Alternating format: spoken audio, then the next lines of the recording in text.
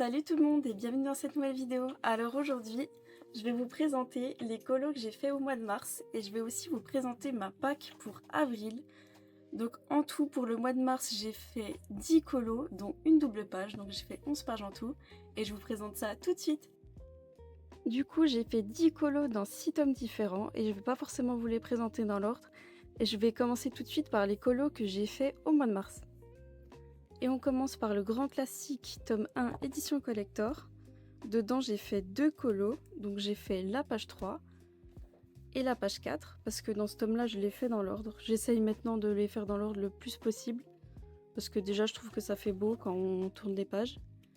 Puis en plus comme ça je me casse pas la tête à savoir lequel je vais faire. Donc forcément la suite après ce sera dans l'ordre. Ensuite le tome chevaux, c'est un des tomes où je suis le plus avancée. Et j'ai fait la page 14, celle-ci. Au début, pour ce colo, j'étais pas trop convaincue, mais au final, le résultat, je le trouve quand même pas mal. Le tome manga, donc j'ai fait un colo dedans. Le but, c'est de l'avancer petit à petit avant que le tome 2 sorte. Je crois que c'est en août.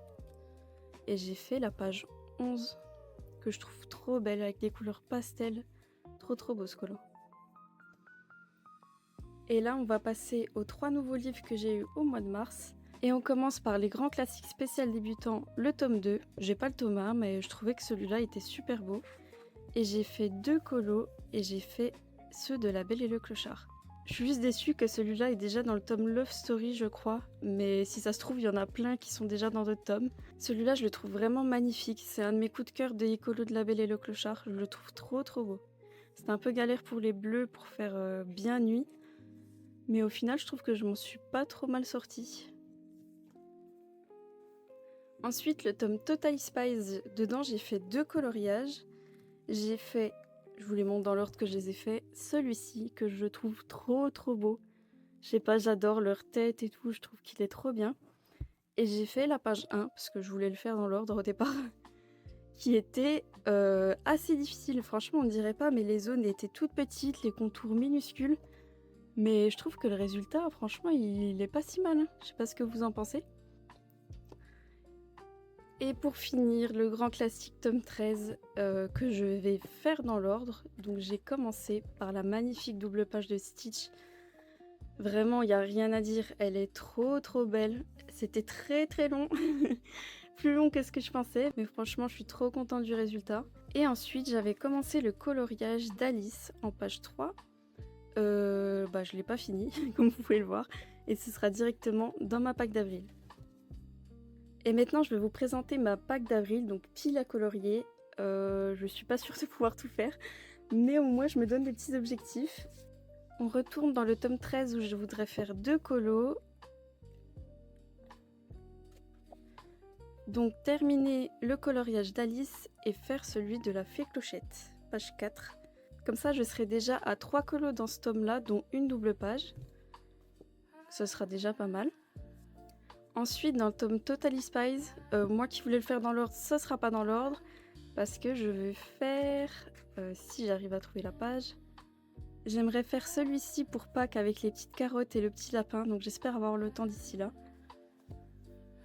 Ensuite, dans les grands classiques, je continue dans l'ordre et ce sera, je crois, Robin des Bois. C'est ça. Donc il y a Marianne et Robin des Bois. Je compte faire ces 2 pages-là. Maintenant, dans le tome chevaux, j'aimerais bien le terminer cette année, donc je vais faire une double page. Je vais faire cette double page-là, la page 20-21 de La Belle et la Bête, avec Philibert et la Belle, que je trouve trop jolie.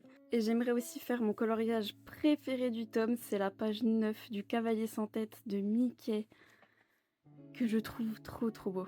Donc comme ça, si je fais la page 9, j'aurais fait tout ça jusqu'à la page 15. Donc ce sera nickel.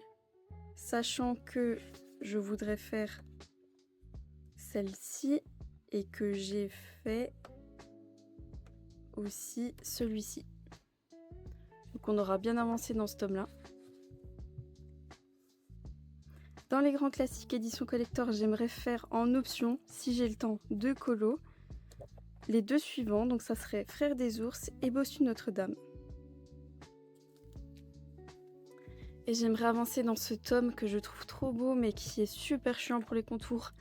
Il me saoule un peu et j'aimerais faire cette double page là que je trouve trop cool, la 77-78 de Merlin l'Enchanteur.